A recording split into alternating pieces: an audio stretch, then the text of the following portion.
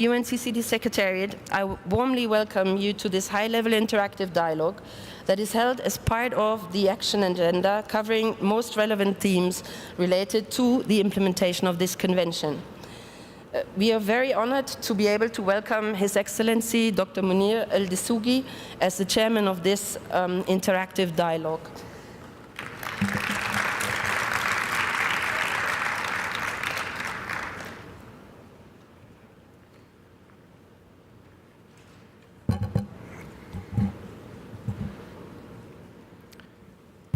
Assalamu alaikum wa rahmatullahi wa barakatuh. Peace be upon you. Esteemed colleagues and honored guests, today we stand at critical crossroads, facing profound environmental challenges, but equipped with unprecedented opportunities for change.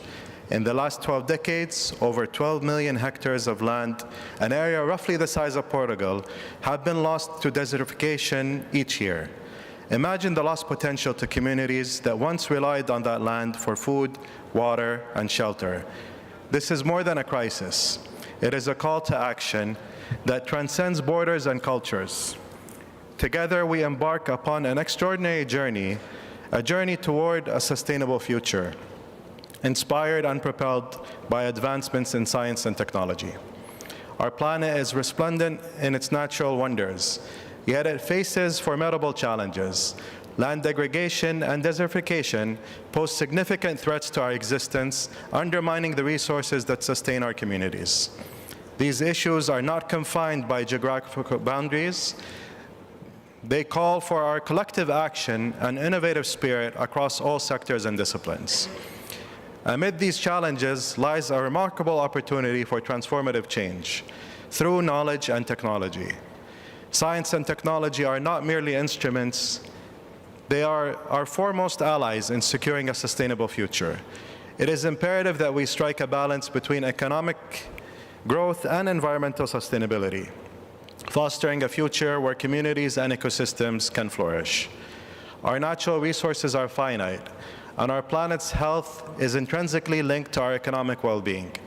By embracing sustainable practices such as green technology, renewable energy, and responsible resource management, we can cultivate a vigorous economy that not only generates wealth, but safeguards our environment for future generations. The stakes could not be higher, and the time to act is now. Businesses that prioritize environmental stewardship alongside growth frequently discover that sustainability and innovation enhance their competitive edge and resilience. Investing in a sustainable economy is ultimately an investment in our shared future, where economic and ecological integrity are interdependent. Saudi Arabia's green initiatives aim to transform the kingdom's landscape, combat desertification, and drive sustainability at a global scale. Through the Saudi Green Initiative, we are reforesting millions of hectares, while the Middle East Green Initiative joins regional partners in planting billions of trees. The Saudi Green Initiative, launched in March 2021, is set to transform 30% of our land into nature reserves, plant 10 billion trees, and restore 40 million hectares of degraded land. The Kingdom has also set an ambitious target to divert 90% of waste from landfills by 2040, reducing land allocated for waste, protecting the environment, and enhancing biodiversity. Through the Middle East Green Initiative, Saudi Arabia is leading a regional effort to plant 40 billion trees, targeting the urgent challenge of desertification. Imagine from the dunes of the Arabian Peninsula to the plains of Africa, a green belt of life emerging, restoring ecosystems, and bringing sustenance and hope to communities. Together, these efforts contribute to a larger goal of 50 billion trees, representing a significant 5% of the global reforestation target, revitalizing 200 million hectares of land. Innovative projects across Saudi Arabia contribute to multiple sustainable development goals, from climate action to zero hunger. This year at the Yanbu 3 desalination plant, pioneering efforts include bioremediating brine, capturing carbon dioxide, producing biomass from animal feed, and extracting high-value metabolites for pharmaceuticals. Additionally, an algae project is planned to deploy up to 80 hectares focused on biological carbon capture. By 2026, these projects will advance sustainability across 100 hectares, generating thousands of tons of sustainable algae biomass and capturing hundreds of thousands of tons of carbon dioxide and bioremediating millions of cubic meters of water. Saudi Arabia's active research support environmental, water, and agricultural development with initiatives focusing on combating agricultural pests, monitoring and mitigating pollution, combating desertification, and preserving wildlife. These projects are vital for achieving Vision 2030 goals by reducing pollution, enhancing ecological compliance, and preventing natural disasters such as desertification, sand, and dust storms. Recognizing Saudi Arabia's leadership, the Kingdom has received numerous prestigious awards. The Gold Award in the 2024 Stevie Awards for Sustainability in the Middle East and North Africa highlights our contributions to combating desertification and advancing environmental progress. Additionally, Saudi Arabia won 5 awards and set world records in Expo Doha 2023 for horticulture and received 11 prizes at the 2023 Green World Awards. These accolades underscore our commitment to sustainable development and our active role in the global environmental initiatives. We have established exceptional centers to drive sustainability across the Kingdom, including the National Research and Development Center for Sustainable Agriculture, Istidama, the Center for Excellence for Sustainable Food Security at KAUST, as well as numerous initiatives at KAXT, which include partnerships to develop drought-tolerant genetically modified wheat, enhancing food and water security by conserving irrigation resources, as well as the Center for Excellence for Food Agriculture, which focuses on productivity and quality improvement in economic crops through biotechnology applications. And finally, the launch of a global prize with Al-Mara'i for innovation in food and agricultural technologies. But what if instead of loss, we focused on restoration? What if the barren became the bountiful? Imagine a world once barren, landscapes bloom again, where our collective efforts have revitalized ecosystems, and where communities are empowered through sustainable, resilient land management practices. Imagine walking across once barren landscapes, now teeming with life, feeling the cool shade of newly planted trees, and witnessing communities thriving beside resilient ecosystems. Through precision agriculture, we can enhance fruit production while mitigating impact on the land. Ongoing research into soil restoration techniques is uncovering ways to breathe new life into degraded areas, transforming them into thriving ecosystems. Addressing land degradation and desertification demands sustainable practices that restore and rejuvenate our ecosystems. By investing into agroforestry, sustainable land management, and regenerative agriculture, we can revitalize degraded landscapes, improve soil health, and promote biodiversity. These approaches not only alleviate desertification, but also bolster community resilience, empowering them with knowledge, skills, and sustainable livelihoods. As we stand united in this cause, let us remember the landscapes we restore in one nation ripple outwards, benefiting our entire world. Our actions are threads in a larger tapestry of global resilience, and only together can we weave a future of sustainable abundance. Together, let's create a legacy of resilience and renewal for ourselves and for every generation to come.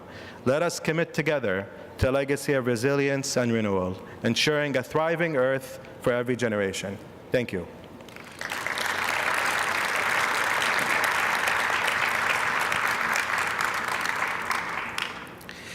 Now I'm pleased to open this high-level interactive dialogue, engaging experts in varying fields as part of the thematic days organized during the 16th session of the convention.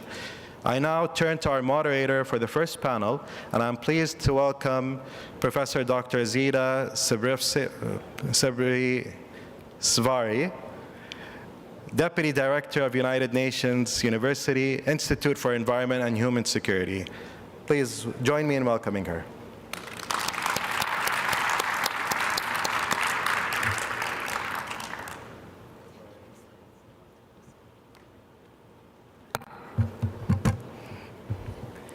Thank you very much, His Excellency, for these welcoming words, and very warm welcome also from my side. Excellencies, distinguished delegates, esteemed panelists, sisters and brothers. I would like to remember on the People's Day on Saturday, and you will see that we will carry on this spirit today. We come together today to discuss how science and data can support land, or even better support land, since science and data doing so since many, many decades. And we would like to focus on the opportunities ahead of us. Land is key to solving so many challenges at the same time.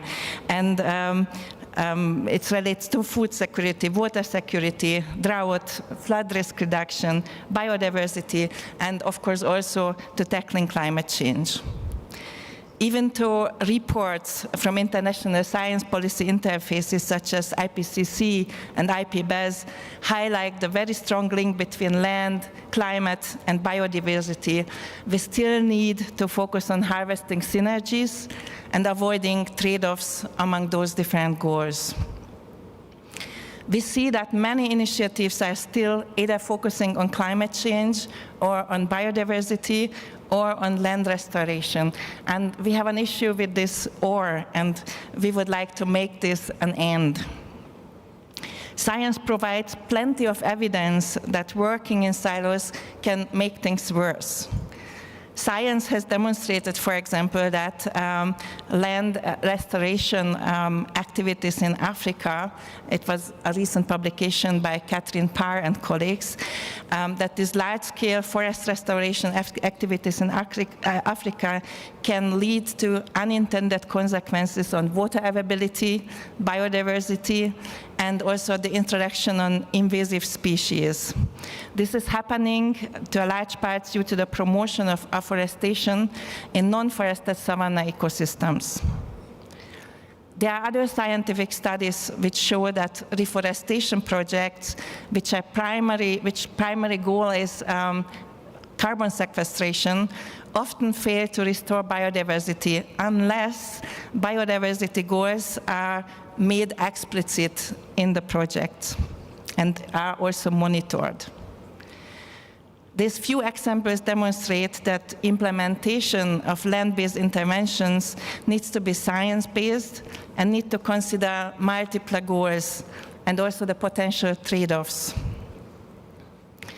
What does it mean for today's session? I think it is not enough to recognize these synergies and to highlight those. We really have to work hard for it.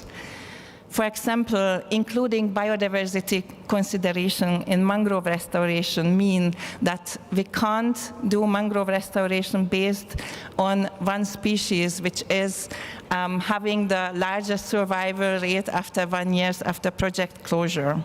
We need to establish tree schools, we need to establish seed banks, and we need to work hard to include biodiversity into mangrove restoration programs. Aiming for these synergies across different goals often means that we need to go an extra mile. So it's not coming for no cost. We really need to work hard for it. Is it then worth doing?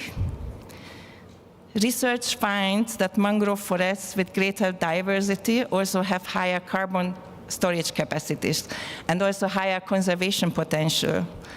Biodiverse mangrove forests are also more resilient in light of storms, so they can protect communities behind the mangroves. There is also plenty of evidence that you can gain also financially if you plan for these goals in a synergistic way and not for biodiversity, for climate change, and for land restoration. So today's high-level dialogue called Healing Our Land Through Science and Earth Intelligence aims to explore how to boost scientific research and data on land restoration and how to enhance these synergies across different goals. We will connect today land with climate and biodiversity goals while also improving people's well-being.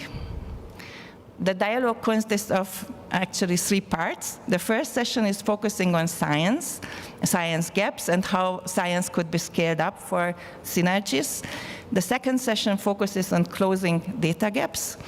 And there's a concluding session which is launching an action agenda to scale up science and Earth intelligence to address global environmental crisis. Thank you so much. And with this setting the stage, I would like to invite His Excellency Abdulaziz Al-Malik to the stage to provide his keynote speech. He is the Deputy Minister for Research and Innovation at the Ministry of Environment, Water and Agriculture, Kingdom of Saudi Arabia. Thank you so much.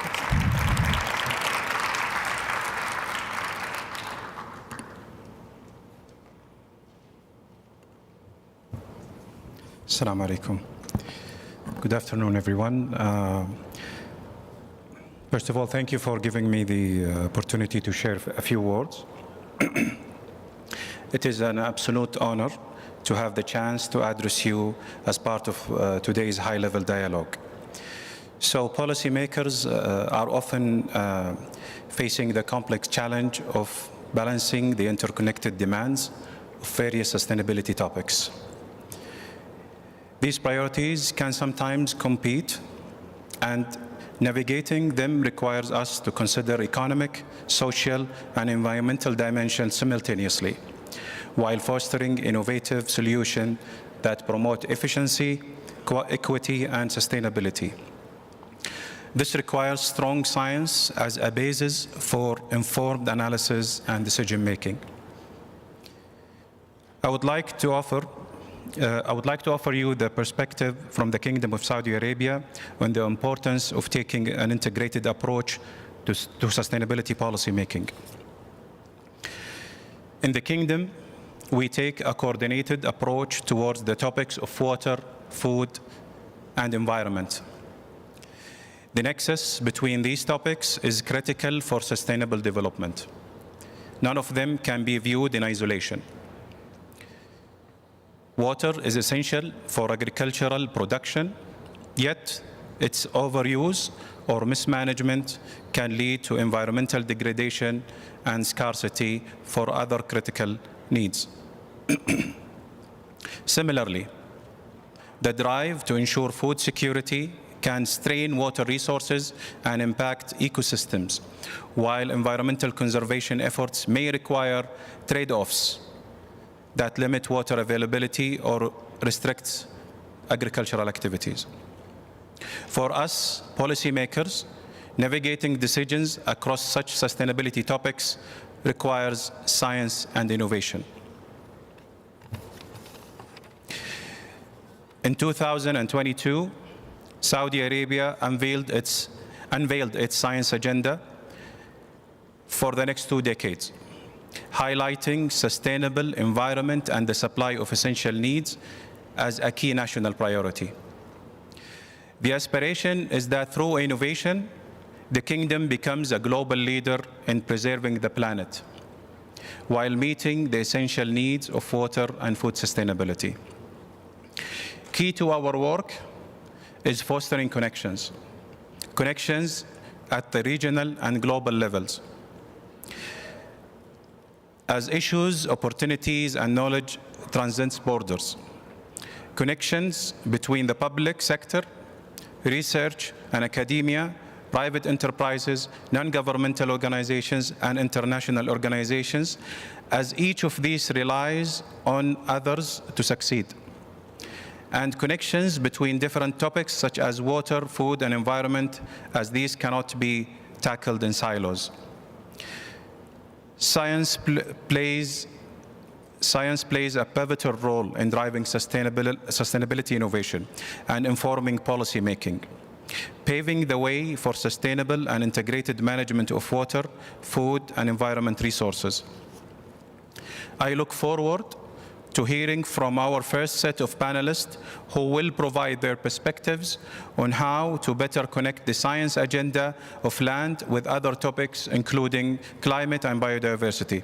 Such science is crucial to policymakers as myself. Thank you very much.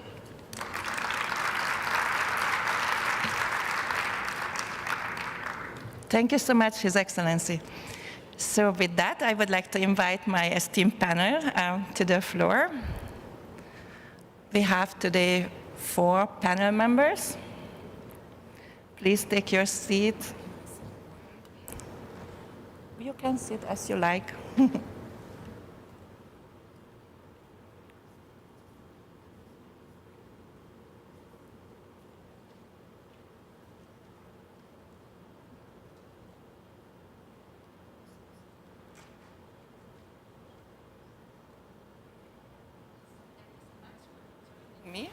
Thank you so much for joining me here on the panel.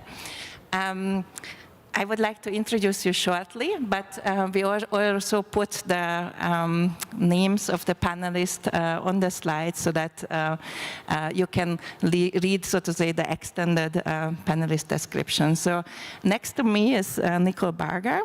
He is the Deputy Chief Scientist at the Nature Conservancy. He is also the co-chair of the UNCCD's Science Policy Interface and works to translate scientific findings into policy-relevant products and recommendations, right? Very warm welcome. Please help me to give a warm welcome to Nicole.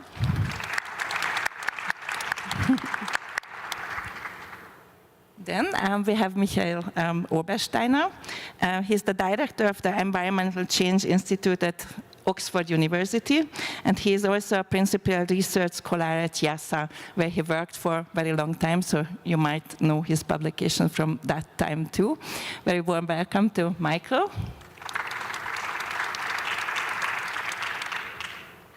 The next one is Becky Chaplin-Kramer.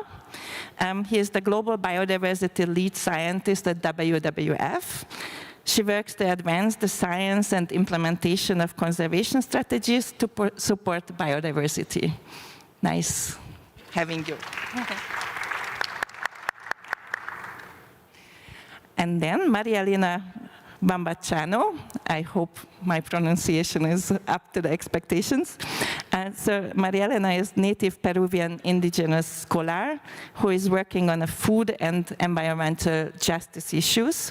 He's lead author of the IPBES Values Assessment, and he published recently a book called Recovering Our Ancestral Foodways. Please help me. And then we have also a surprise guest on the panel. Her Excellency Bernice Schwartz. She is the Deputy Minister of Ministry for Forestry, Fisheries and Environment. And we are very happy to having her on the panel.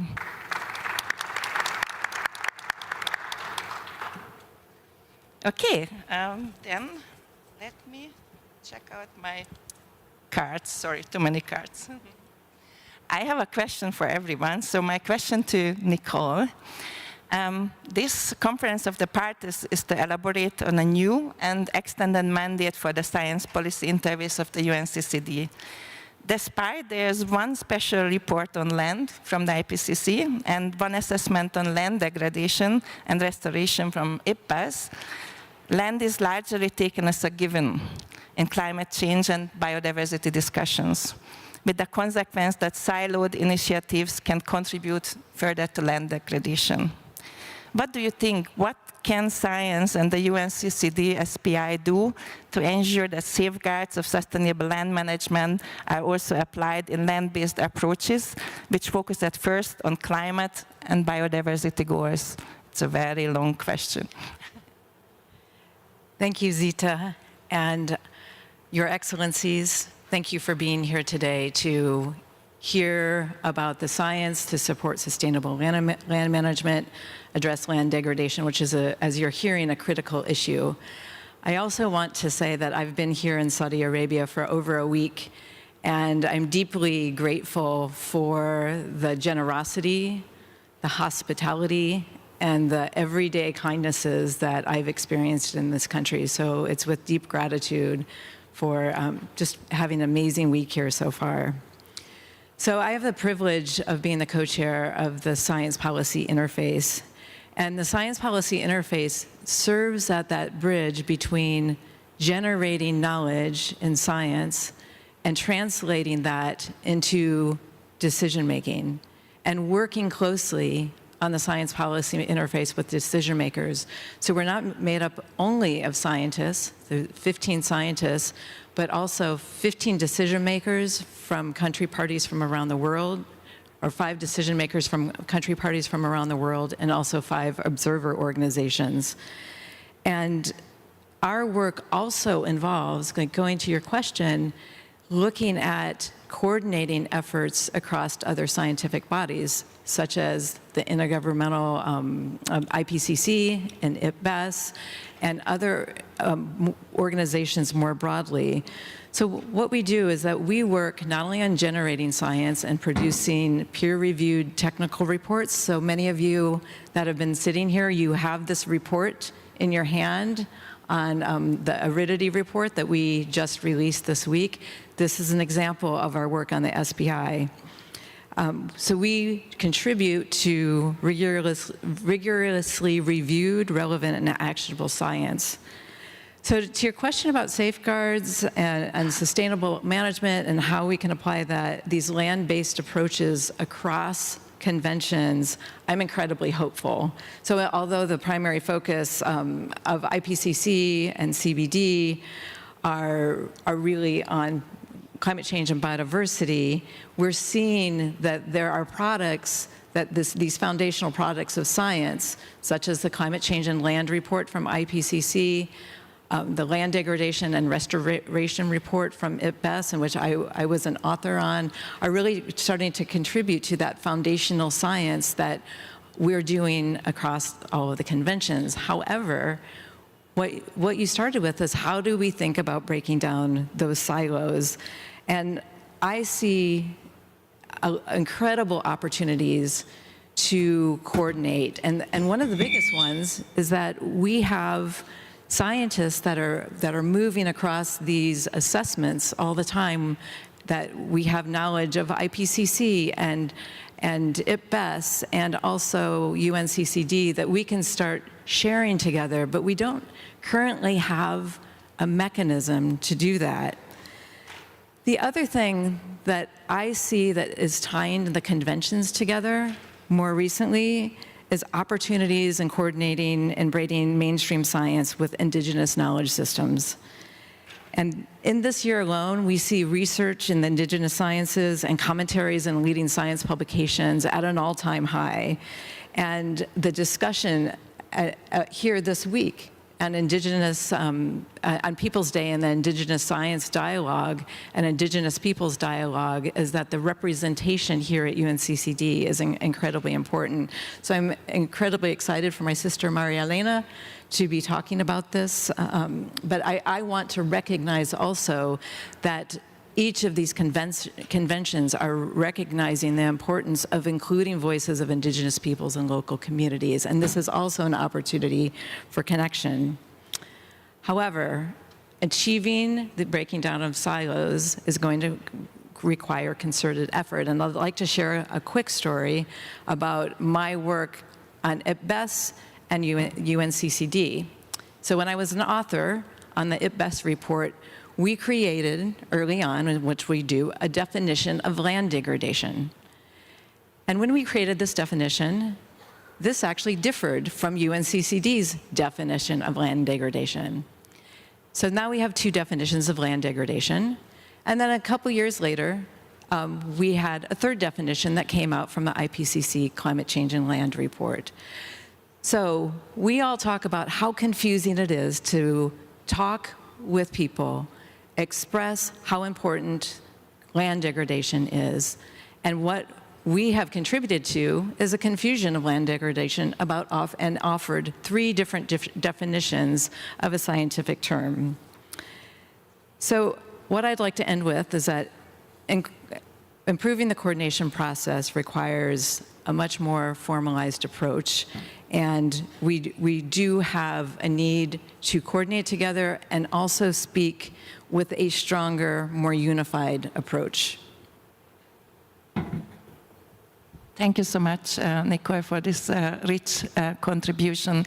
Maybe just a key takeaways. So integrating indigenous knowledge systems is not just the duty of indigenous scientists, but a duty of everyone, and that integration is really an effort, and it need to be done to go that extra mile.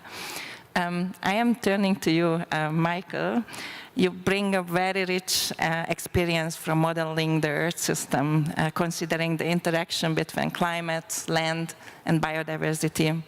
What are your key lessons learned from the models, and also beyond the models, of course, regarding these interactions, and where do you see entry points and the way forward to scale up science?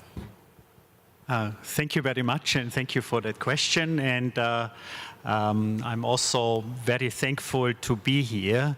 And we have heard already from our excellencies how much new things are going on and quite ambitious things are going on here in Saudi Arabia, which also will spill over to the rest of the world in terms of technological cooperation. I basically would like to continue what Nicole was talking about, and it's really about this coordination between at least the three Rio conventions and beyond. And here, as a modeler, someone who translates definitions, if you want, but also political ambitions into computer models in order to simulate out what are the consequences of these declarations. And so we have worked, or my team has worked a lot for the IPCC, so all of the land scenarios for the IPCC come out of my community, of the modeling community. We have also worked quite hard on a paper which we called Bending the Curve on Biodiversity, which influenced quite a lot the formulation of the targets under the UN CBD. And we are reaching out now to the community of this convention to see whether we can do a similar job on the CCD. But we also work with other communities that are related. So for example, the Global Assessment Report of the UNDRR, of the Disaster Risk Reduction, not convention, but UN organization, in order to also have this component be part of this more holistic assessment. And then also for the International Resource Panel, we have a panel meeting even this afternoon, in order to inform the targets with respect to material sustainability, for resource efficiency, and the circular bioeconomy. So here on the global side, we as a community, we reached out quite a lot to the negotiations. And for example, the Paris Agreement, if you read it, it's a translation of the scenarios my community actually put out there. And in a similar fashion, the CBD targets are coming from a similar corner. However, and this leads me to my second component addressing your question. Yes, we have these very ambitious and very noble global targets. However, when you look at what countries are planning and pledging to contribute to these targets, there's a huge shortfall. So on the land dimension under the UNFCCC, we have at least 2/3 of a shortfall. The shortfall basically defined as the sum of the national ambitions, how much they help in order to close the global gap to reach 1.5. So that's a lot ahead of us. And this is only the analysis of the pledges. So we look at countries, we look at their policies, but then many policies are actually not really planned or planned for implementation. And this is really where the science policy interface comes in, where we work with countries and where we have in a consortium of analysts in countries, where we work with the countries in order to first see whether they can be more ambitious and contribute more to the global goals, like pledging. And then, if you go further in the policy cycle, whether or not the policy packages that countries pledge on the international level can actually be implemented in the country. And as you probably know, many policy pledges on the international level are very often not fully backed by actual policy implementation plans in country. And finally, what's probably the next contribution to the planning of policies is actually accompanying policy process with respect to monitoring and evaluation of the policies that are implemented. Because what we need success stories in countries, in landscapes that radiate out and become good examples of success for other countries and regions. And with this, I probably could lead over to you then. Now it's coming back to me first. I wanted to ask you, Michel, so are you suggesting science-based pledging? Short answer? Absolutely, absolutely. We have a global target, and countries need to support the global target. And the target probably will also have to become more ambitious. Thank you so much. Becky, you have been part, or you still are part of the IPBES values assessment and the Nexus assessment as coordinating lead author and lead author. So what do you think, how does the latest science focus on the interaction of land degradation, climate change, and biodiversity loss? What can we do to scale up science for land to accelerate the achievement of the SDGs? Thank you, Zita. And yes, I want to echo my colleagues here. Thank you so much for inviting us here. This is a really special opportunity.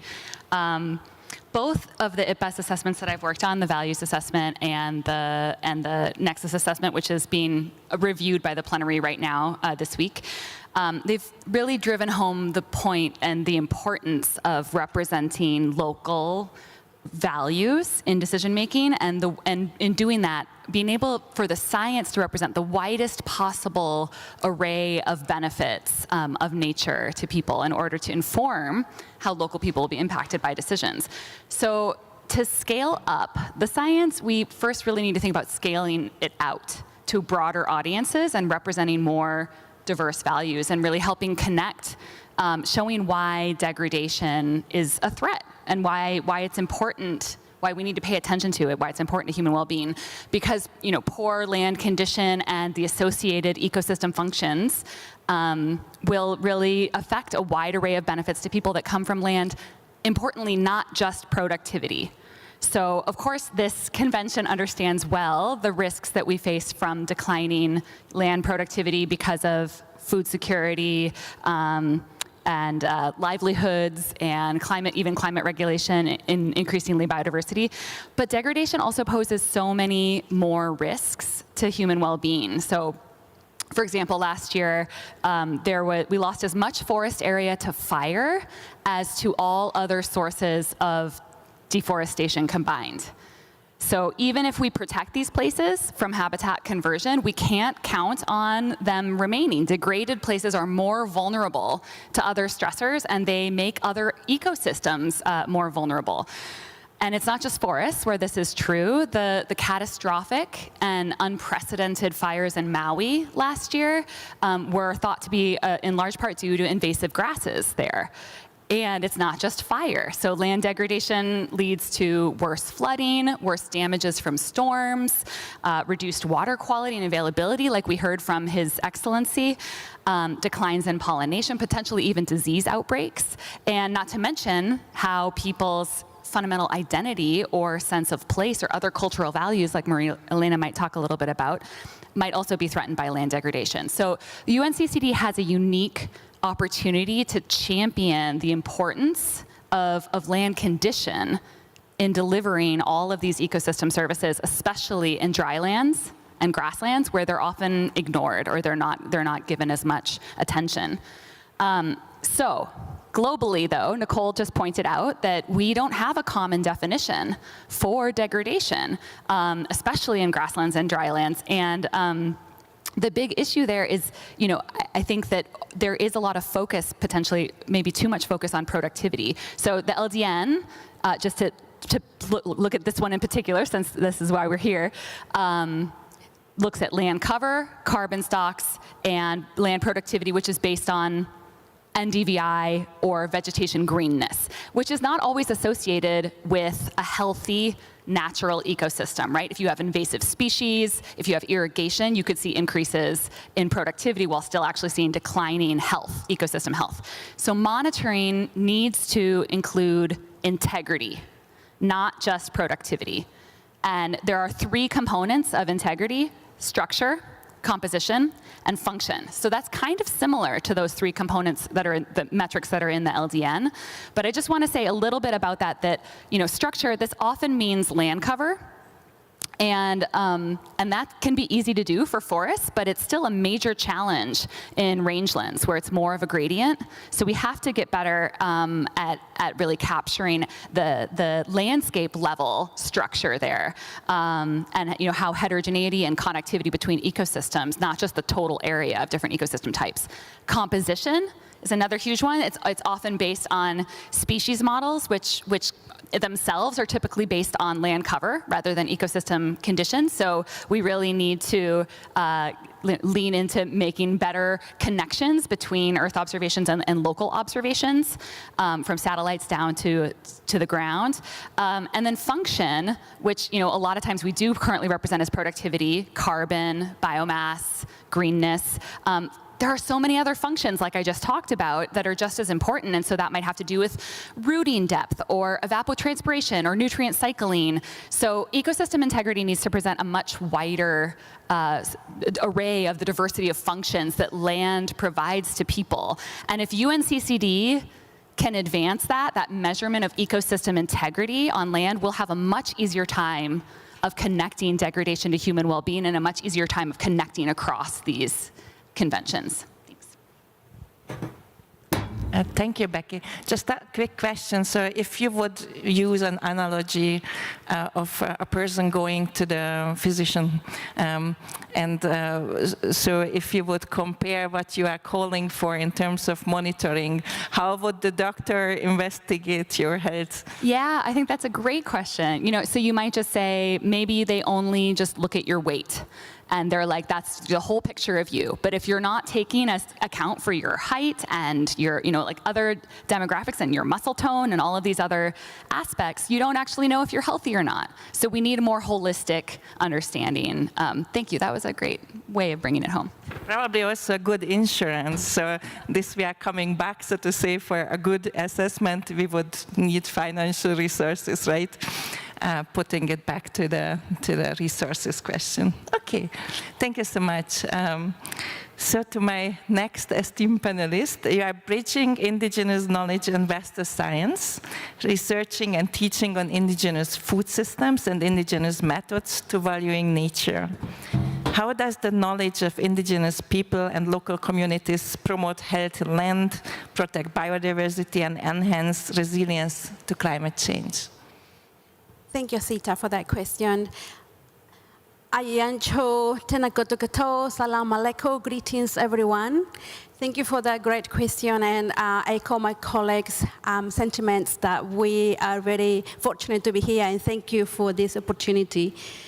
Going back to your question, Sita, when we think about science, we often think about Western science, and indigenous science is often overlooked. Indigenous science provides this holistic human nature approach. It's a whole thinking system that's interrelated. It provides a body of knowledge that has been inherited from one generation to the other, holding many processes, innovation, and creativity.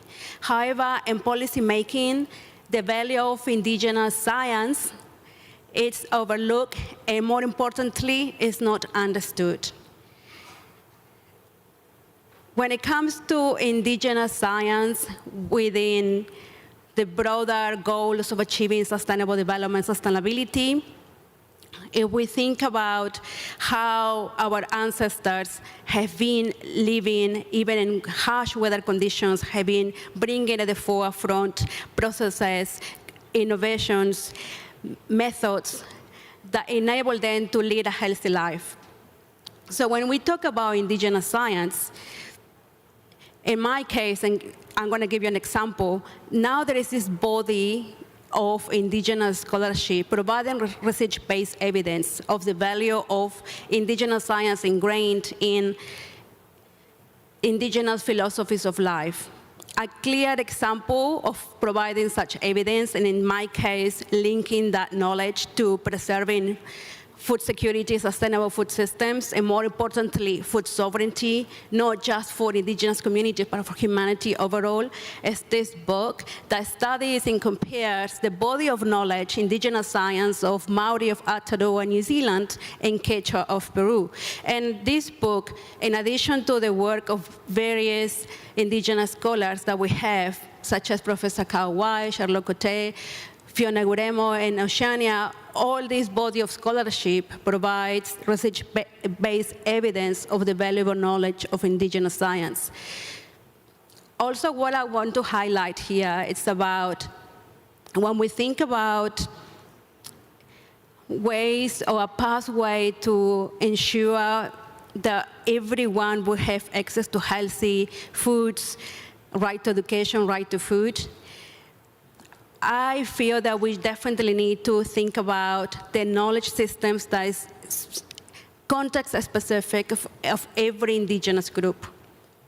They hold traditions, values, they hold belief systems that have been inherited through many generations and passed on with so much love and care, with the hope that that knowledge will not get lost. However, the knowledge system has been disrupted because of various issues, various barriers, historical accounts, colonialism, capitalism.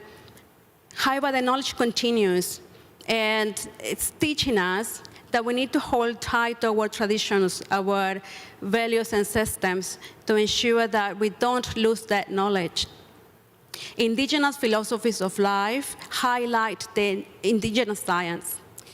So when we talk about giving examples of how indigenous knowledge can provide, in my case, and the body of work that my colleagues do, a framework, for instance, in this case, to safeguard food security. They do provide a context-specific food sovereignty framework that means being able to grow our own foods according to our own culture, bringing back those valuable food crops, ingredients, recipes that we have inherited, and being able to build our futures of our own making.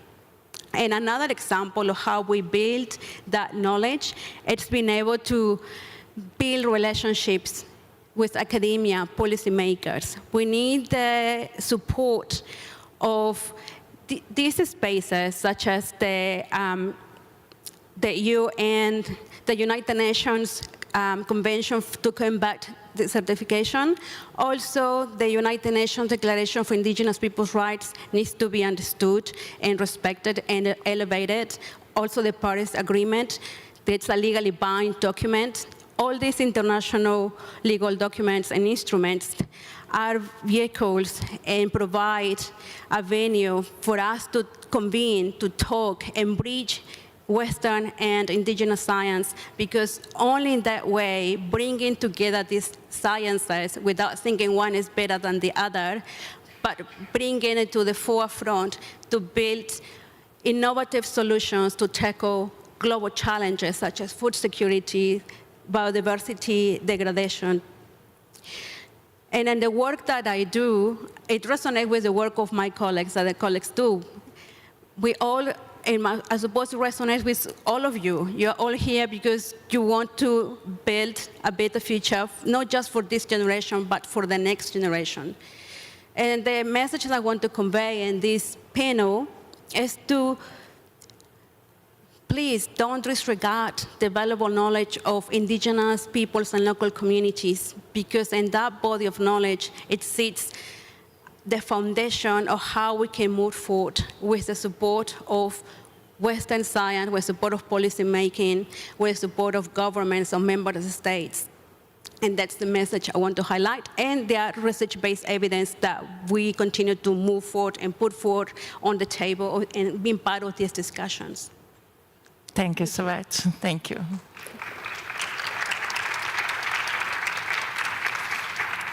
So I will soon turn to Her Excellency, but before I do so, I would like to give a homework to the science panel members, to the four of you.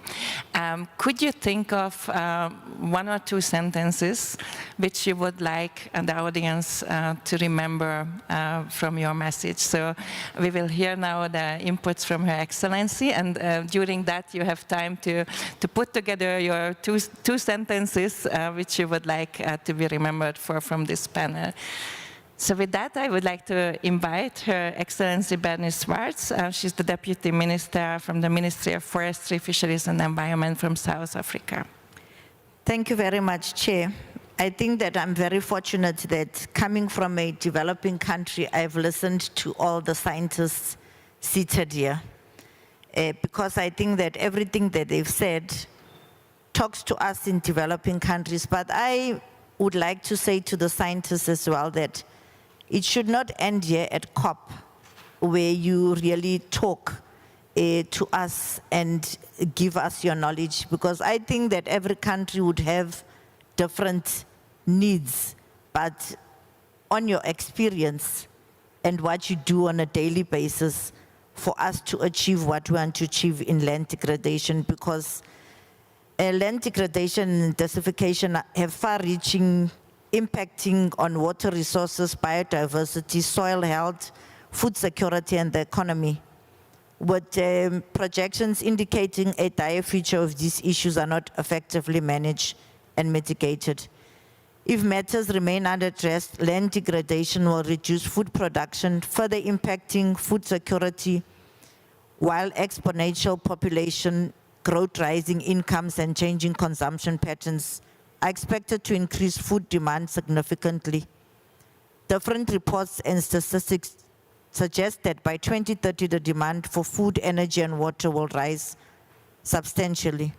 We are all aware that the breakthrough made in science and technology and innovation have been pivotal in addressing the global environmental crisis, and similarly for the challenges posed by drought and land degradation and desertification.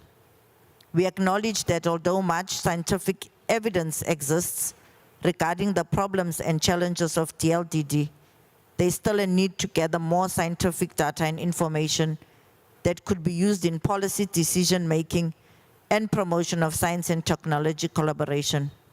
Moreover, there is a need to gather baseline information and expertise not only regarding the legislation, strategies, and policies at a country level, but also regarding scientific and technology data information. Distinguished guests, we acknowledge with appreciation that the implementation of sustainable land management practices has been instrumental in addressing drought, land degradation, and desertification. The UNCCD's 10-year strategic framework stresses the importance of science knowledge, sharing and awareness raising to support policymakers in implementing sustainable land management. This strategy underscores the need for investment in documenting, evaluating, and disseminating knowledge about SLM practice.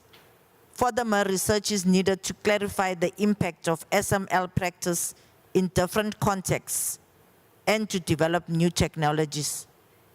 There is a need to invest in capacity building efforts to educate stakeholders about the causes, consequences, and solutions to land degradation through science and innovation. A major challenge in addressing DLDD is a lack of adequate funding for research and activities capacity building. Mobilizing resources for efforts in crucial building effective partnerships between national and international actors is key. Effective implementation of the UNCCD, including financial resource mobilization, is crucial for evaluating LND targets and mitigating the impacts of DLDD. As you may be aware, South Africa is amongst the developing countries most people depend directly on natural resources for their livelihoods, and therefore, we do require good science and technology-based policy frameworks for decision-making. Therefore, Chair, there is a need to mobilize and leverage financial and technical resources that will be directed towards the goal of avoiding, reducing, and reversing land degradation, desertification, and mitigating the effects of drought through science and technology. Allow me, Chair, to applaud the UNCCD science policy interface to continue its efforts in addressing activities on how to strengthen the science policy interface and bring country parties in the regions together to share their information and database. South Africa has established a Committee of Science and Technology aimed at providing guidance, information, and advice on scientific technological matters relating to combating.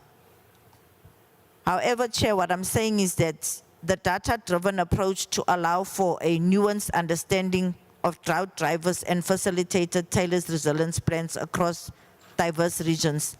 There is still a need to identify, quantify, and rank the vulnerabilities of a drought scenario to assist the country to mitigate the impacts of drought.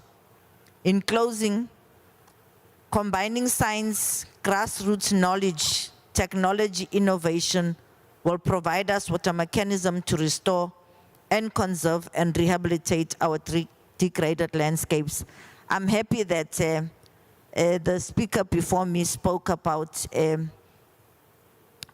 innovation and coming together and talking about the knowledge that grassroots levels will understand and to preserve it as well. Because I think that in the rural communities, I have an interest on how do we define land degradation. The first speaker spoke about her having defined it 3 times differently from what the UNCCD says.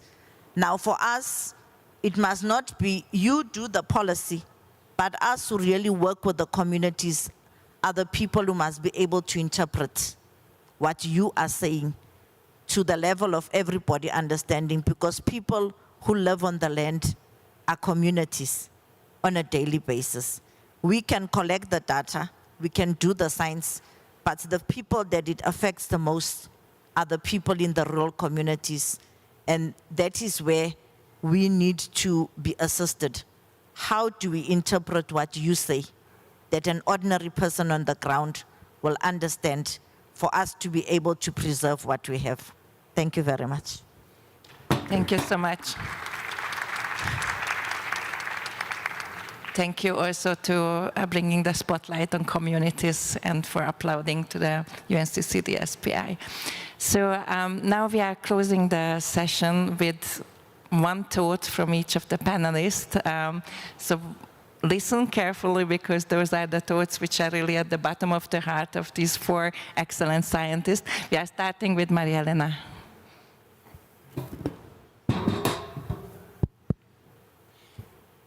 Thank you for the question. I would definitely like to be remembered by proposing about democratization of knowledge production to bring at the forefront indigenous science at equal footing as Western science. As His Excellency mentioned as well, we need innovative ways to address food security.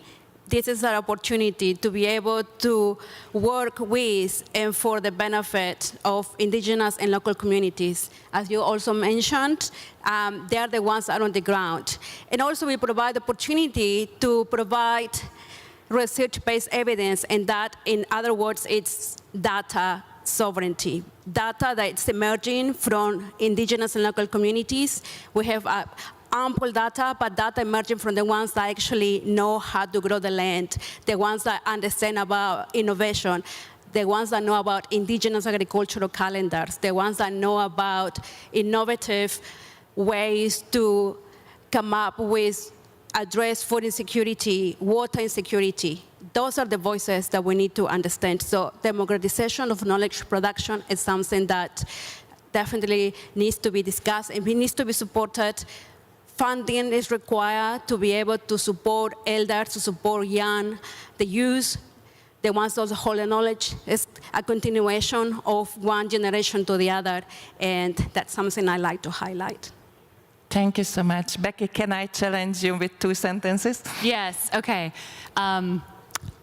I liked your metaphor at the end. I think if you take away one thing, it's that we need more holistic measures of land health.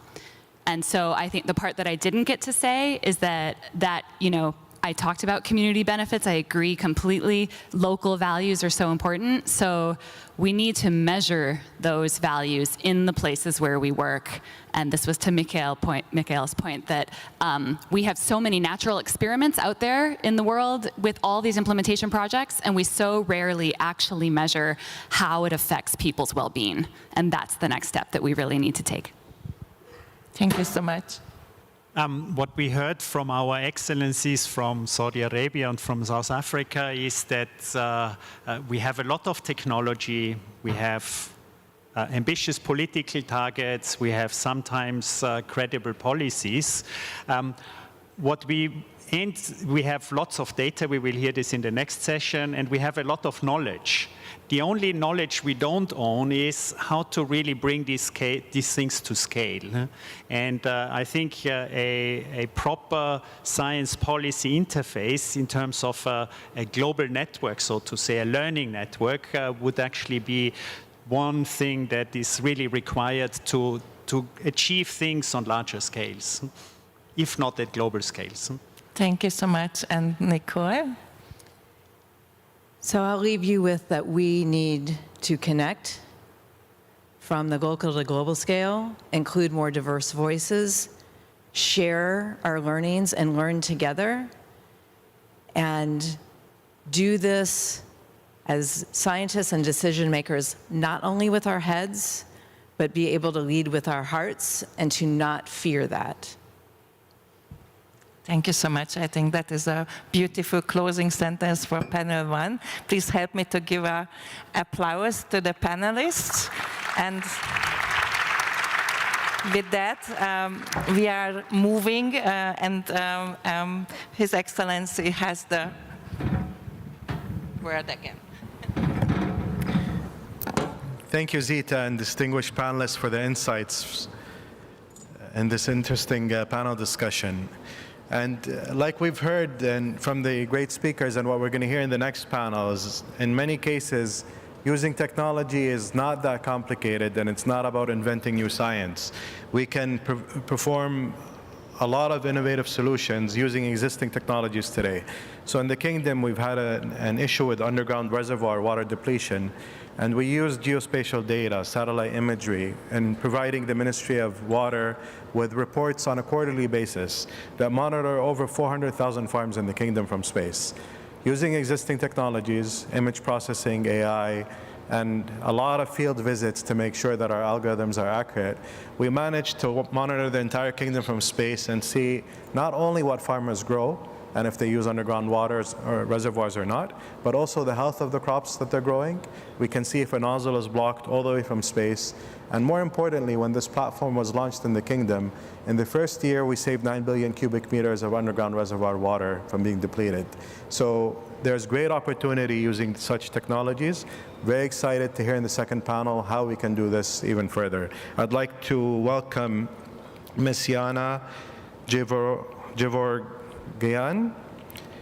from the GEO Secretariat to lead the second panel. Please join me in welcoming Ms. Yana. Thank you. Good afternoon, everyone. Thank you very much to the government of Saudi Arabia for being our host of this COP. I'm really glad that we are here because it's given us an opportunity to hear about really ambitious and magnificent projects and program that this government leads in trying to really strike that balance between growth and sustainability.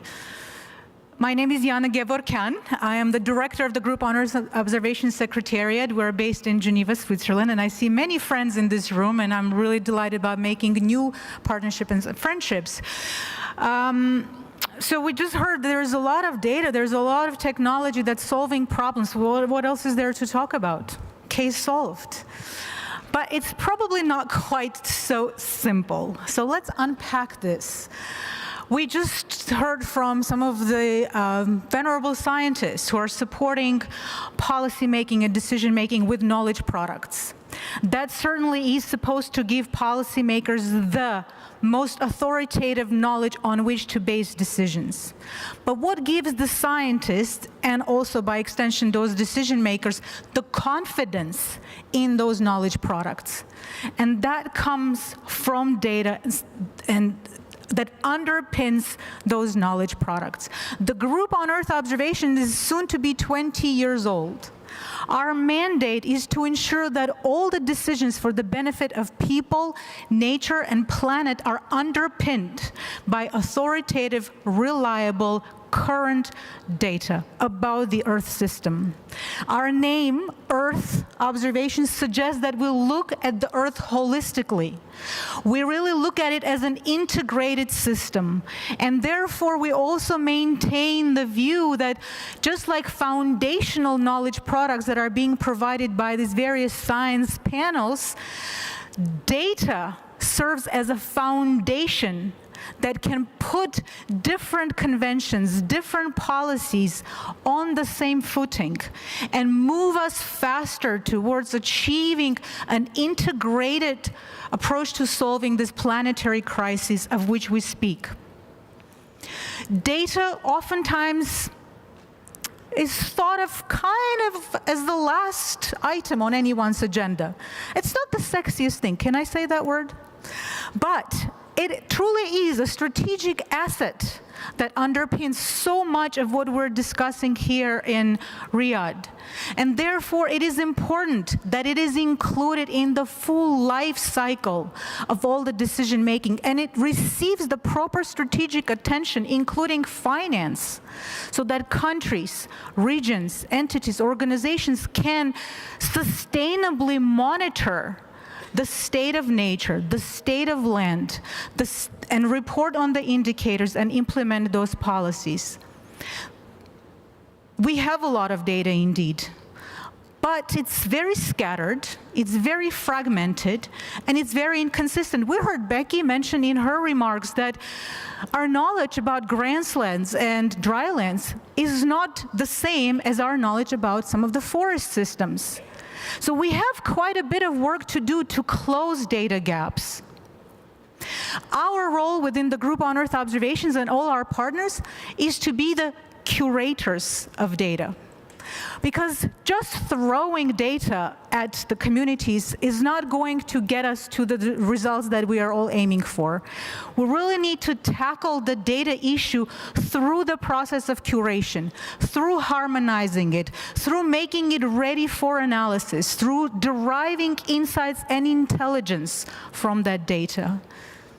So as we move into this post-2025 era, GEO is pivoting from not focusing only on data, but focusing on Earth intelligence. And the intelligence comes from integrating Earth observation with socio-demographic data, which can tell us a lot about vulnerability and exposure of the communities, and also local and indigenous knowledge that we just talked about, so that the solutions that our partnerships develop have relevance in national and local contexts. I'm really thrilled to have with me speakers who will speak from their various perspectives about the state of data within their own regions, within their own countries, and how they make use of data and technology to achieve land degradation neutrality, to combat nature loss and climate agenda. I'm going to invite the speakers to join me here on this stage. And first, I'd like to invite His Excellency Mr. Tariq Ibrahim, Minister of Climate Change, Environment and Energy, a good friend of GEO, to come on the stage. Please welcome him very, very warmly. His Excellency Dr. Mohammed Al Sayal, President of GEOSA of the Kingdom of Saudi Arabia, also a new good friend of GEO. Please join us. Dr. Mouril El Agbede from Benin, there you are. I was looking forward to meeting you today. Welcome. And Dr. Neil Seams from CSIRO, Australia. And I'm going to join you as well.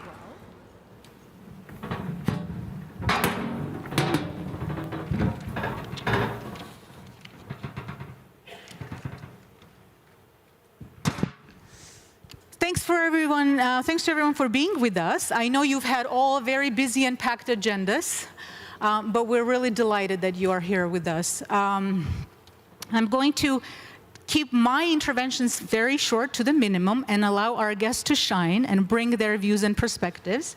And so, Minister Tariq Ibrahim, I want to ask you first. You represent a small island developing state, or as we like to call them, large ocean state, that's small land mass and a lot of marine sort of zone that is part of the EEZ, which makes the whole aspect of managing your land sustainably that much more complex.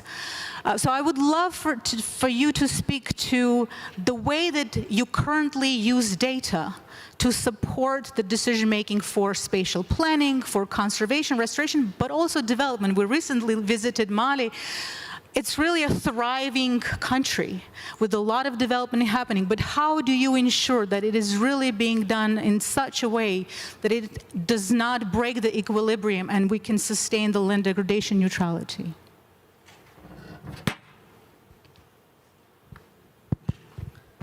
Good afternoon, everybody. Thank you, Yana.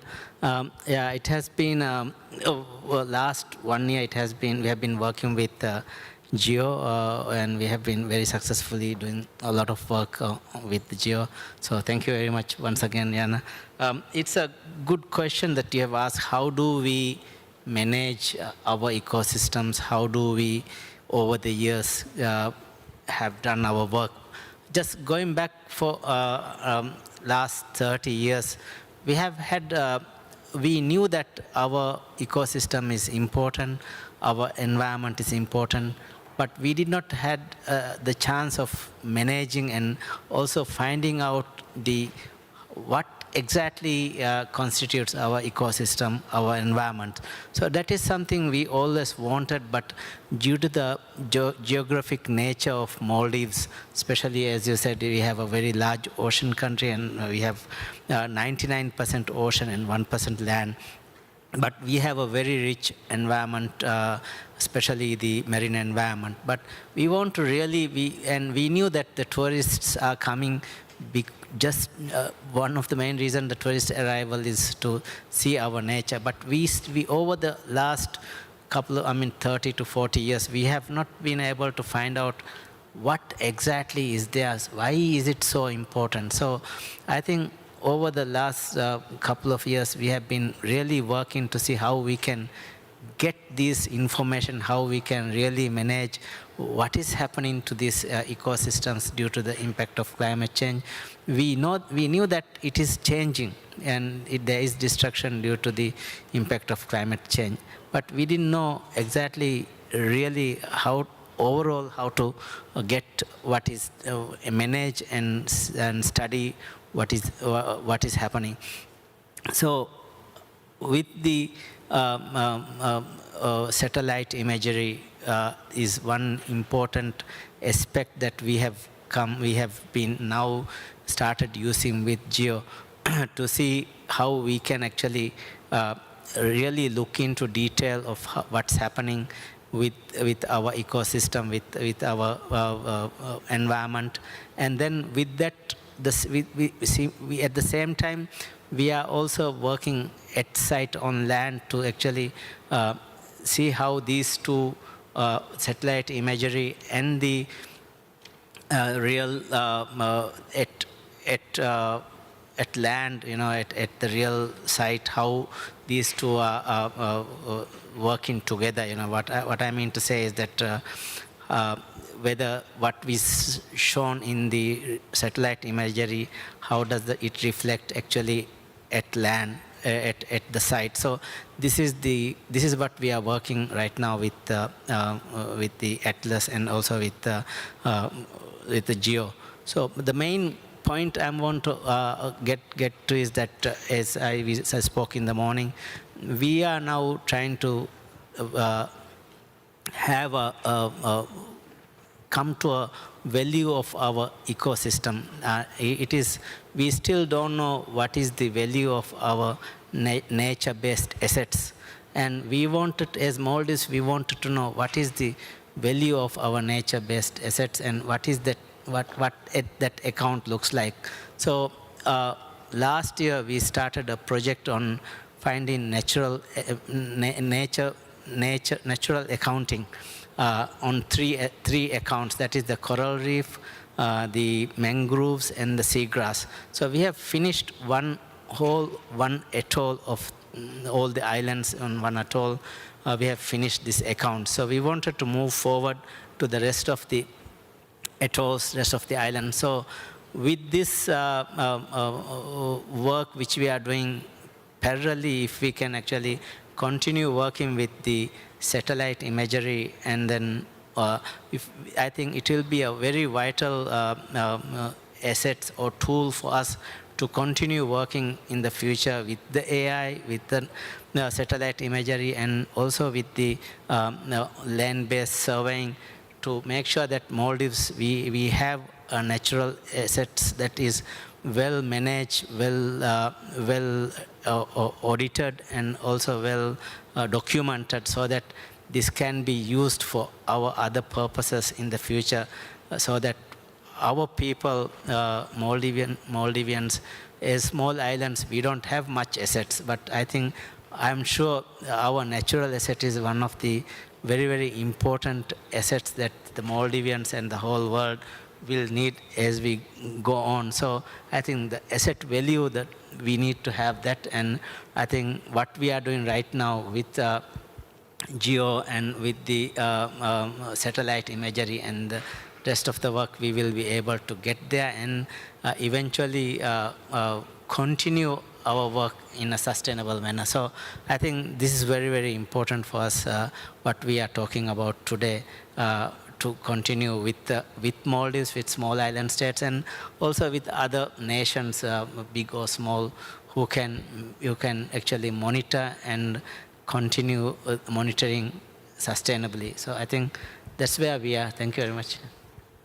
Thank you very much. Congratulations, really, for starting on this work of developing natural capital accounts and ecosystem accounts. Are there any accountants in the room? Are there any wealth managers in the room? Everybody should raise a hand, because we all manage our own wealth, right? In your households, you want to know how much income is coming and how much you're spending. You want to make sure you're not overspending, right? And so in a similar way, if we really treat our ecosystems and nature as assets, we want to be sure that we account for them. And to be able to do that, we indeed need to have very precise, detailed information about the extent and condition of these natural assets. So congratulations, and we really are excited about supporting you in this work. Your Excellency, Dr. Al-Sael, thank you for being here. Look, we've heard on a number of occasions already that as we're beginning to and continuing to do work in support of countries' abilities to monitor various indicator data, such as the LDN data under SDG 15.3.1, we're finding that certain indices are just not as easy to implement in hyper-arid areas based on the practices that have been developed elsewhere. So these characteristics, these landscapes are indeed unique, and we'll hear more about it from Neil. But since you are here and you are representing the government where these efforts to map and monitor ecosystems and vegetation have been quite remarkable, could you speak to the best practices that you've deployed here to really use data and geospatial data to support the decisions on combating desertification, combating droughts? Please. Well, okay, thank you very much for giving me this opportunity to talk about geospatial data, because we are having so many datas, but we would like to emphasize the geospatial data, which is the support of geospatial and Earth observations. Well, we are thinking about what is geospatial data. You know, some people, they would think only the geospatial data just only bring maps or something like this. But the geospatial data or geospatial is something that's anything which is related to base location, the location-based informations. Those informations that we are having a lot of things to be done to collect that type of data. And the location is which is based in latitude and longitude and height. This is how's the locations. And also the location which will be based in another system which we call XYZ data. So anything happened somewhere, and the somewhere is the location. And that's the thing that we are going to highlight. We are in geospatial Saudi Arabia. We are the authority to provide a service related to the data. So as when we are talking about the data, we consider data as an asset, and it's a big asset that we are talking about. Now, GEOSA, which is our organization, is a service provider which will provide those services to the users. So if we think in that way, that means we have to try to satisfy the requirements of the users. And the requirement of the user, if we are thinking about, is to give them the reliable, good data to have them ready for smart decisions. Now, as I said, GEOSA is concerned much about how's the source data being good and being accurate. So GEOSA is a geo-IT organizations, which is taking data, then have it plus to ICT. You end up there with using ICT as an enabler for the data to be used. So we are using this direction to have it ready for smart decisions and have it ready for the analytics. So to have those things to be working together, we start thinking about we have to have a national strategy which promotes all the data and getting those people to get the use of the data in the right directions.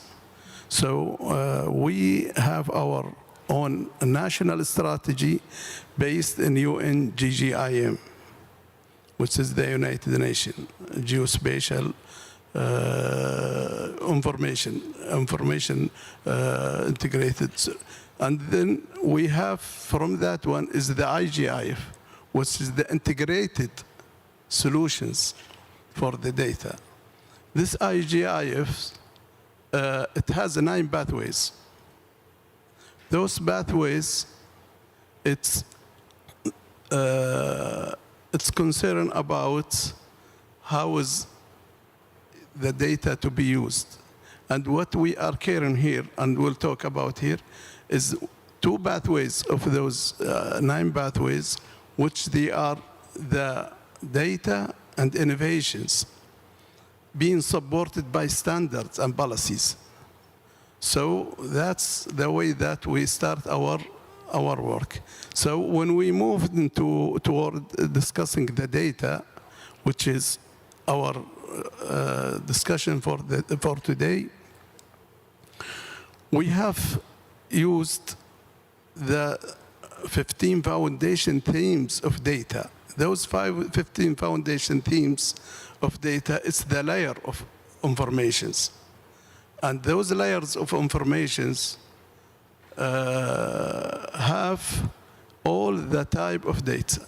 And what we concern here mostly about is the land cover. Land cover is one layer of the observation or of the foundation themes. Now, what we are doing for that one, that we are providing those informations and those data and have it ready for the user for his decisions. What we are doing now is we get all those 15 foundation themes. And this 15,000 foundation themes, it's related to all data, and we have for each one of them a custodian or map producer from different side. As I said, we are concerned about the data source, but those layers, they are in applications that we give it, each application to certain government agency whose responsibility to provide that data. So in GEOSA, we don't know about tourism more than the tourist information. We don't know about the land cover more than MIWA. We don't know about, some other applications more than the data custodian for that one. So by that structure, we start building up a GeoPortal. This GeoPortal, each one of those departments or agency putting their data in the GeoPortal, National GeoPortal. This National GeoPortal is given the opportunity for everybody to use it. So we will have common standards, we'll have common reference system, so everybody, they can use it and they can get into it and do most of their work and analysis. From the point of view of how the people is, should use it, we even provide that some of those custodian of this data, we will provide from our side that we can help them to be to that level of the maturities to provide good and accurate data to be used for the others. And that's the way that we are managing the data in Saudi Arabia. So now, to conclude this one, is that's what we do actually is bringing the topography to the table for the discussions and for any smart or for any decisions. And this is our, goal. And the other thing that we feel that this data is the future and the base for any type of work or any type of applications. Thank you. Thank you, Dr. Al-Sail. I'm really glad that you spoke about the importance of creating this integrated digital infrastructure within the country that really creates that enabling system for that data curation and to allow for the value to be realized from the data that is currently held by different agencies. What I really do like about GEOSA is its governance. Your board is represented by a minister of several agencies. How many exactly? Exact 22. Did you guys hear it?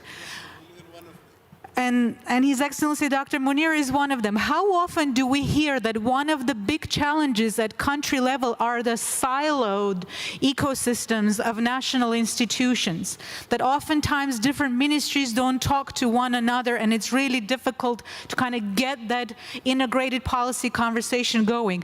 22 ministries represented on the governance of GEOSA really immediately creates that kind of shared stakeholder environment environment to really make sure that all the data can benefit the various missions of the agencies of the government. So congratulations, and I'm really glad that you brought the aspect of digital infrastructure and the standards as absolutely key enablers of deriving reliable services from data. Maureen. Dr. Elbedegdei, I'm coming to you to ask you what is the experience in Benin in using data to implement national targets and report on various indicators under conventions, but really more importantly to implement national policies? And where do you see any current gaps? Thank you, Yana. I firstly want to say that it's difficult at first a presentation of the excellence to take the floor because Benin is very small compared to Saudi Arabia, but in the way to achieve our objective, we have made a lot of things. And the first thing I want to tell about is data, because you know that data are very important. And the problematic of desertification, land degradation, and all of the things around this in my countries is related to agriculture and forestry. And in the way to manage this, we need data. If I want to take an example, if you have our high practice in cotton production is chemical using. And when you take this case, we don't have data to specifically determine what will be the quantity of fertilizer.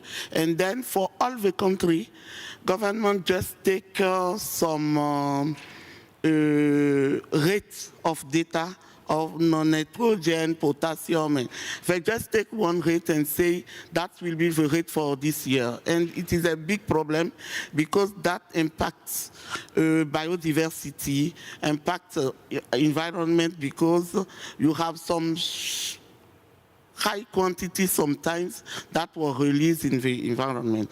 And data was very also important because it participate for the strategy of management and policy. In our country, the last report we make was with the help of the UNCCD Secretariat with the trend-off system. And that helped us to know what was the soil, it helped us to know the part that was in degradation, where we have made efforts to obtain better results. And we see that we have around 40% of our country that was degraded, land degraded. It's very important, and I think that where we have this result, we see that the previous data we have is from 2010. 2010 is very long, and the work we have to do today is to have a permanent system of data to obtain regular data. And the work we make with GEO is exactly to have a dynamic platform, to not wait from 10 years or 20 years to have a new data, but to have regular data for making decisions. Because without data, we cannot have good decisions. And the first thing we make with GEO is to have a road map. And with this roadmap, we can, for first plan, have a working group. We don't make an institutional big system, but we say that we can have a working group. But really, for different ministries, that can work in this. And one of the ministries, my ministry, Ministry of Environment, Ministry of Agriculture, I want to make precision. In Benin, Ministry of Environment is also in charge of forestry. And then we have some colleagues of this direction with us. We also have Ministry of Economy, because today we cannot do anything without money. And I think it is one of the problems of our country to give money for collection of data. We also try to work with the Ministry of the Direction of Meteorology, because we also need data of weather, of pluviometry, of some to take decision. And I think we also work with Ministry of Research, because today it is very important to have with us this ministry where some people can try all the practice we want to use for farmers. And it is important to say that with the implementation of the project related to soil development, Benin have made a package of technology, but in some few parts of our country. And the work with this Ministry of Research is related to see if this practice can be developed in each agroecological region, because we have 8 agroecological regions, and it will be important before scaling up each package, each technology package, to try them, to be sure that it is good, with the help of farmers, and then we can use it for the scaling up. And in the way of GEO, we also have capacity building, because it is very important to know how to use all the digital, what can I say, digital model. It's real that for the reports for UNCCD, we receive the help of UNCCD. But with the end today, we have some colleagues of specific structure, teledetection, who work with GEO to have capacity building and then to be parts of the platform, and they can each hours make some updating of our scaling of our country. And I want to say that the end of our roadmap is to obtain a dynamic platform that can help the country to make decisions.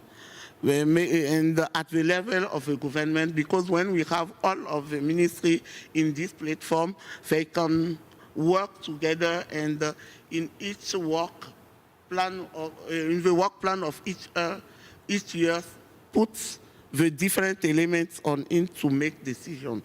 But in French, they say le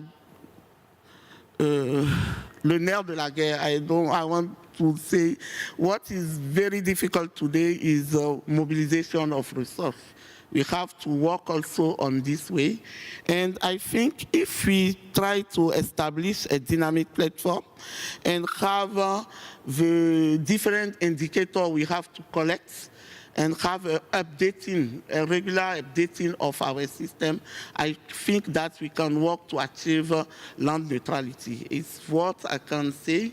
And before this experience, Benin have worked with WOCAT in the way of a program, and we'll work on 2 parts, or on 2 municipalities, and try to use data, spatial data, geospatial data, and that gives a very good experience, and it's the way we want to achieve all our countries, scaling up our experience on all our country to have a result. I think it is what I can share with you on the experience of Benin. Thank you.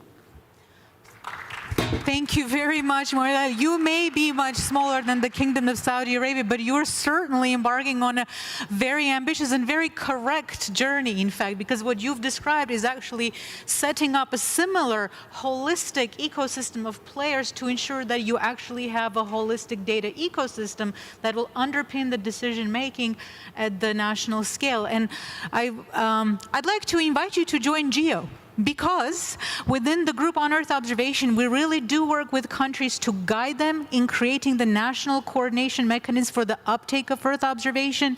Capacity development is a major emphasis of GEO through our regional nodes. We have a very active AFRI-GEO, as well as a continental scale public data infrastructure, Digital Earth Africa, which develops services that serve the African continent that can be your starting point to then creating national applications. So it takes a bulk of data processing work out of your, off of your plate, and really sets you up already with certain services. So I hope you give this consideration. And now I do want to turn to Neil, because we had Deputy Minister from South Africa emphasize the importance of engaging national, subnational, and local communities in the use of data, in the generation of data. And that very much resonates with the mission of GEO. We're all about global action for local impact, and local impact has to involve that use of data at the local level and leveraging of the local knowledge as well. Because in the end, our mission is about the empowerment of national governments and the communities with data. The role and the mission of GEO Land Degradation Neutrality Initiative, which has been mandated by UNCCD COP to empower nations to use geospatial data and tools to implement land degradation neutrality, which you represent here, has now been going on for several years. And I would love for you to share where GEO-LDN is at the moment in empowering the countries to make the most use of geospatial data and tools to implement LDN agenda. Thanks, Jana. Yeah, that's exactly right. We're hearing from Muriel and Dr. Al-Sayel about the role of technologies really as a communication method for getting information to people who are impacting things on the ground. You're exactly right. That's a big gap sometimes, connecting people to the technologies. There are many different barriers in different parts of the world that we have to address there. So GEO-LDN, it's a flagship program in GEO within the Group on Earth Observations, Group for Earth Observations. And Group on Earth Observations.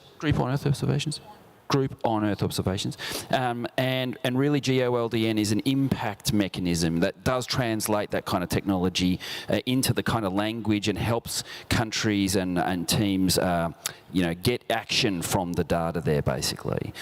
We've got 3 working groups is the way it's structured, 4 working groups is the way it's structured at the moment. We've got one on data analytics, we've got one on data standards, and that's really important for ensuring that information that we calculate and measure at the global and regional scales is relatable to the work that we need to do on the ground, to monitoring things on the ground. We have a capacity building exercise working group, and we have a decision support one.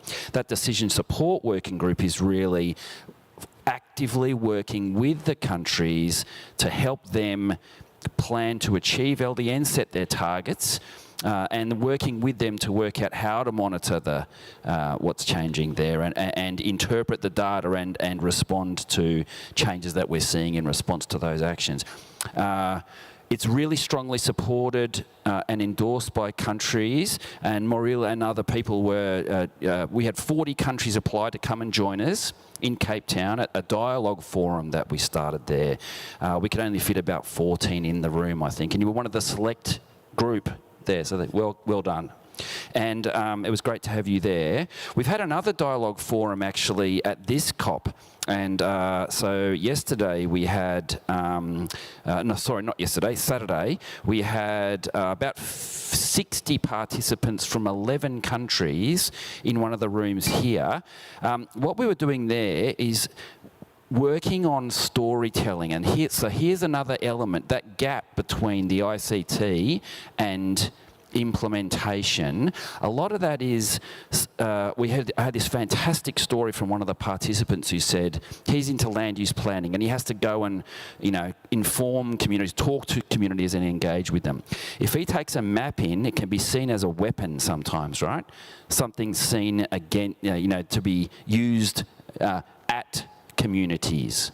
And a story can be a fantastic way to relate a real personal experience to a map and to changes being showed through spatial data. And so even though it seems very derivative, and of course we had a lot of the data nerds, complaining that they were spending all this time learning about how to tell a story. In some communities, it is critical to getting implementation there because they communicate what's happening on the map in language that people understand. I was really proud of that. I do want to just quickly also thank the GIZ and the BMZ, the German government departments, for their sponsorship of the GeoLDN flagship. It's a really phenomenal effort. I greatly appreciate their support.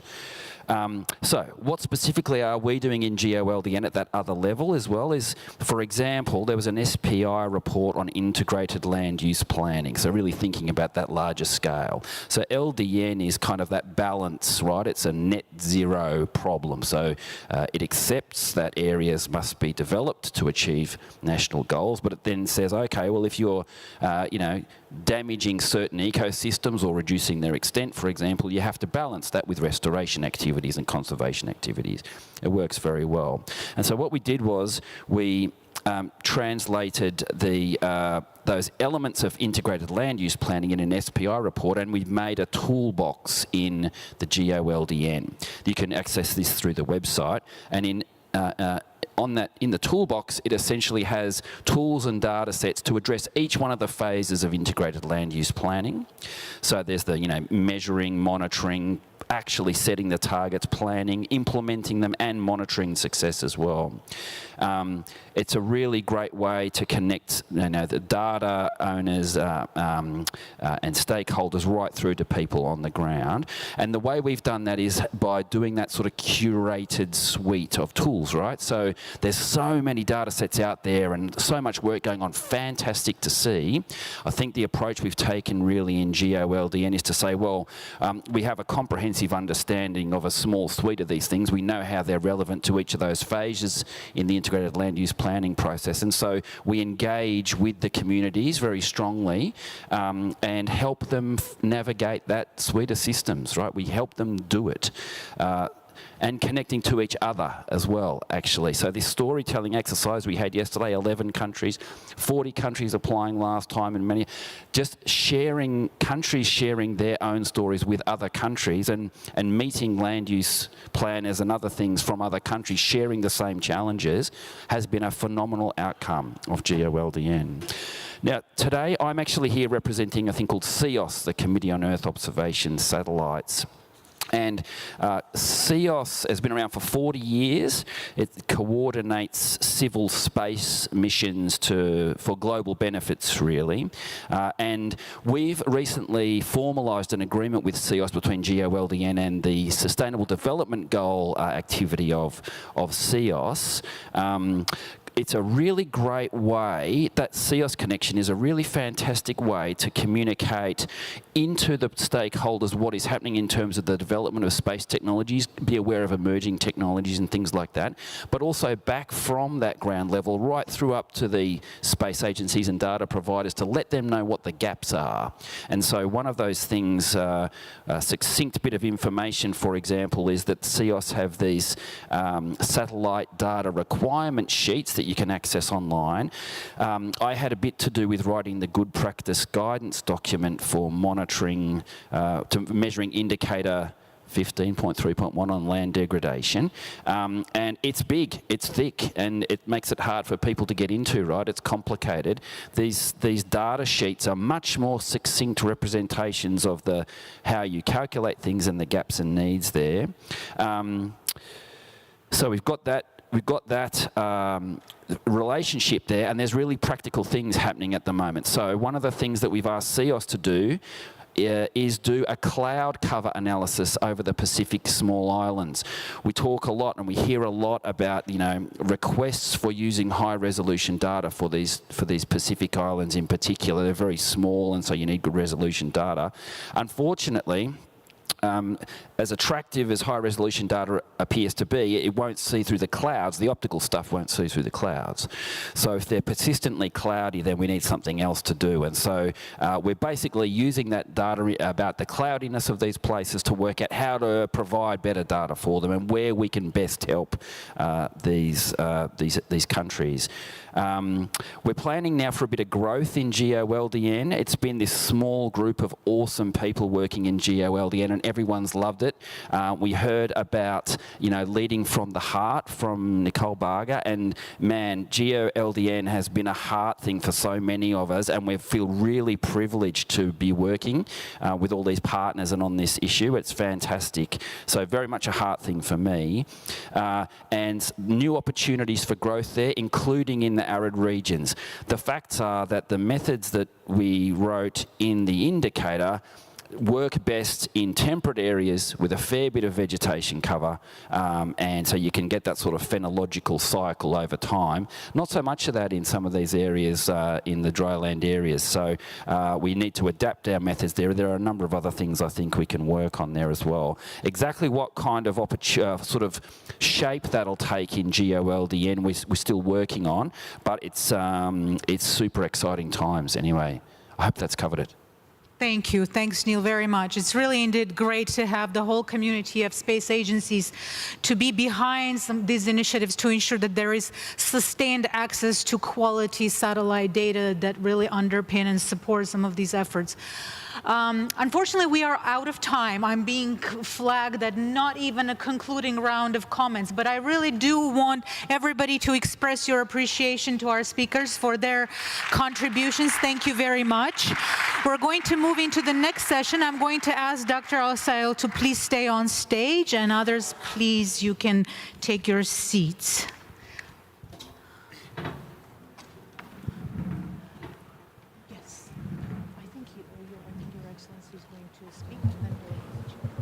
And Nicole, I'm so glad, Nicole, you're coming back up, because I keep wanting to ask you, you kind of left us in suspense. You've created 3 conflicting definitions of land degradation, but are you guys going to come up with a resolution to which one sticks?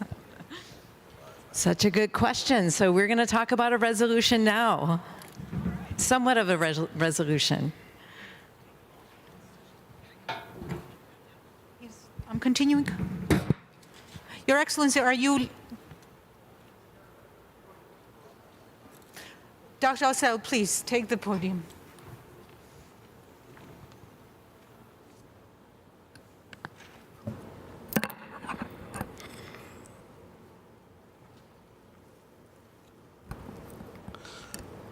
Assalamu alaikum.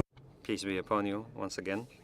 As a matter of fact, I have a statement to make. Statements regarding our activities and the work that we are going to do. So in our statements, we'll say, okay, the General Survey and Geospatial Information, GEOSA, stand as cornerstone of Saudi Arabia commitment to land restorations and the climate actions. As our national mapping agency, we are dedicated to regulate, developing and enhancing geospatial capabilities to drive sustainability, security, and progress. Saudi Arabia has embraced cutting-edge Earth intelligence solutions, including satellite imagery, UAVs, and IoT sensors, and a comprehensive geospatial platform. These innovations empower us to monitor environmental changes, manage resources, and support urban growth in the real time. essential for achieving Vision 2030 and the Saudi Green Initiative. We are proud to host the United Nations Geospatial Ecosystem Center of Excellence in Riyadh. The geospatial ecosystem is a space where individuals worldwide interact, utilize a reliable location-based data, and advanced geoanalytics through dynamic geomedia or open computing environments. Through this center, we will cooperate with international organizations such as GEO. We are pleased to join GEO, reinforcing our international collaboration and advancing shared priorities through impactful partnership. We aim to enhance ecosystem and the land monitoring capabilities, meeting both domestic and global targets. Together, we can create more sustainable future for Saudi Arabia and the Middle East and beyond. Thank you very much. Thank you so much. In case you missed it, Saudi Arabia will become the newest member of GEO. Yes. Welcome to the family. Yes, yes. And that's Very what pleased to have you. we concluded in my statement. Exactly. That we would be part of that. Thank you very much. You're welcome. I think I'll give back to you. Absolutely. So I think we've just now moved into our final session, the closing session, the action agenda session. And I'm going to hand it back over to Zita, our moderator, to kick us off. Thank you so much. So this last segment, which is the shortest segment, so to say, aims to highlight some of potential action agenda items which delegates can consider in the further discussions. I would like to invite Nicole Berger to state, so to say, the proposed action agenda item coming out from the science panel. Thank you, Zita. And how often do you come into these meetings and you come out with something like an action item? So we're in the Action Dome today, and I want to follow up on this rich discussion that we had today on how we coordinate our actions across the conventions, and even more broadly from global to local. So what I'd like to discuss, and this is incredibly exciting idea that came from our panelists and working together, is to propose a global science policy alliance for land. And this science policy interface, so we already have one that sits within UNCCD, but the science policy for alliance for land could bridge those gaps between the conventions and scale up our land restorations, not only with science and data and learning and sharing and connection, and really cut across those siloed processes. And so building on a decade of experience of the UNCCD SPI, IPBES, and leveraging the multi-decadal experience of the IPCC, I can imagine that this Alliance for Land could really strengthen and leverage the power of these collective bodies. So to move forward with this type of alliance, what we would first need to do is a scoping phase for this process that's inclusive, diverse, and effective. And so what I'd like to propose that the SPI could serve potentially as a body to take up this task as an action item coming out of this day. Thank you. Thank you so much, Nicole. So we are handing over, so to say, the delegates the idea of a global science policy alliance for land. Thank you. I would like to hand it back now to Jana for panel 2. Thank you again. And again, deep thanks to everyone from both the panel on science and knowledge products that underpin policy making, and also from the second panel that really unpacked the application of data to support these efforts. I think what we heard is that geospatial data local data, and technology really give us an opportunity to implement action at exponential rate in order to tackle the existential crisis. So exponential and existential kind of converging in one space through data science and policy coming together in a nexus. And the real world applications through which we're really trying to move in these directions are initiatives such as the LDN. Ante, we're speaking about action and how we take this forward with confidence, with resolve. What would you like to bring to this discussion on action? Yes, thank you, Jana. Yeah, we have heard about the importance of data and of science, and I would just like to add one missing puzzle piece, which is the link to land use planners, policymakers, to reporting officers and national focal points of the different conventions.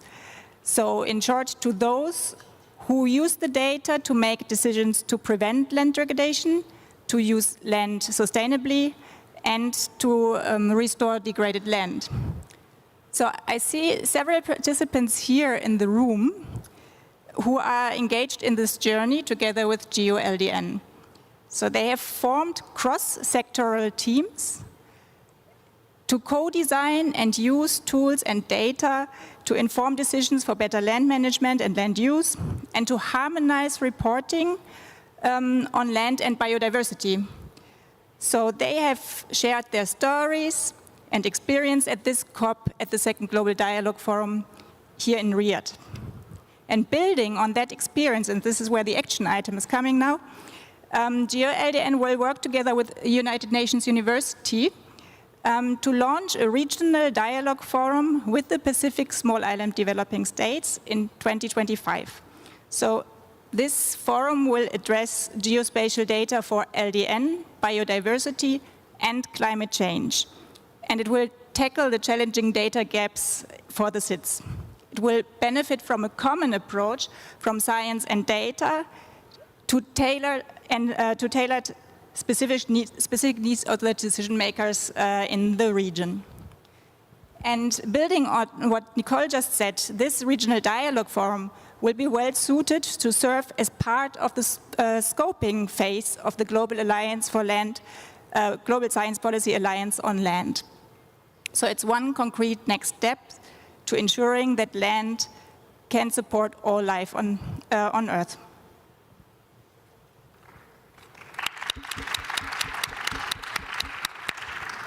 Thank you so much. I would like to hand back to His Excellency, our chair today, to provide some closing remarks.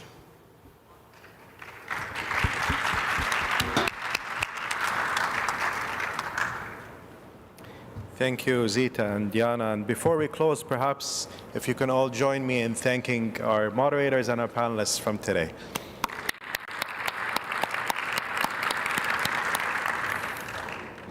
I'm pleased that the Kingdom of Saudi Arabia is joining the Group on Earth Observation, and I welcome the idea of establishing a global science policy alliance for land, as it holds significant potential to transform the global approach to interconnected challenges like climate change, biodiversity loss, and land aggregation through the Rio Trio initiative, which aims at enhancing collaboration across the three Rio conventions, unlock synergies, enhance efficiency, and drive concrete outcomes that benefit people and planet. This initiative could enhance the accessibility and alignment of science and data for decision makers while encouraging meaningful inclusion of diverse knowledge systems, including those of indigenous people and local communities, in global strategies. In an era of unprecedented environmental challenges, such an alliance offers a promising framework for inspiring, effective, equitable, and informed actions worldwide. Let me express my heartfelt thank to Your Excellencies, distinguished experts, delegates, and guests. And I herewith conclude our high-level interactive dialogue and wish you continued fruitful negotiations and an excellent outcome of the session of the UNCCD. Thank you all. Thank you.